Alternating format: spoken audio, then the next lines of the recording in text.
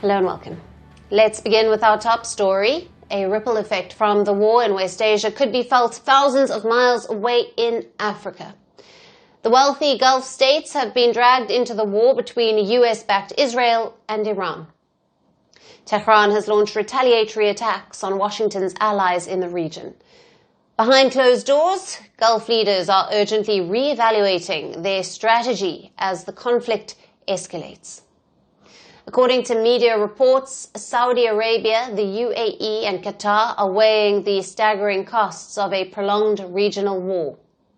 The war has disrupted energy supplies through the Strait of Hormuz. It is a crucial waterway through which a fifth of the world's oil and gas passes. Qatar has suspended the production of liquefied natural gas after a drone attack on its main LNG plant. One of Saudi Arabia's largest oil refineries has also been struck.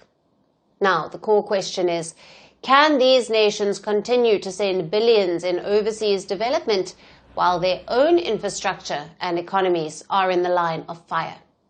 And if the Gulf nations go ahead with cutting down overseas investment, Africa might have to bear the brunt of it.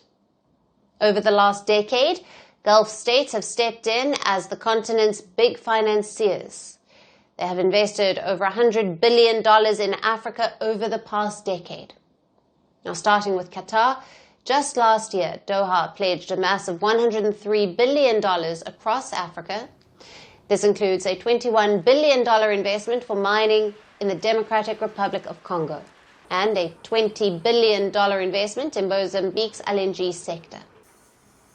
Coming to the UAE, beyond its $4.5 billion green investment initiative, Abu Dhabi pledged $500 million in humanitarian aid for Sudan last month.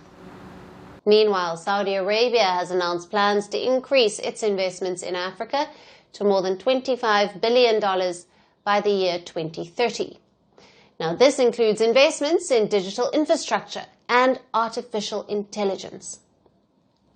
Riyadh is also exploring the development of subsea digital connectivity, linking Africa with the kingdom's western coast. So a lot is at stake for Africa.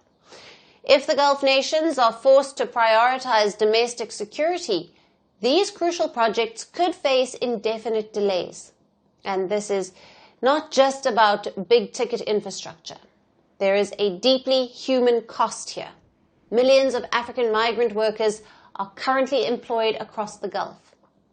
A regional economic slowdown doesn't just threaten their jobs, it threatens the flow of remittances that entire families back home rely on for survival. A potential move by the Gulf nations to review their overseas investments might seem precautionary, but the message is clear. The cost of this war is being measured in more than just munitions. It is being measured in the future of global development. The world doesn't fit in boxes, so why should your news?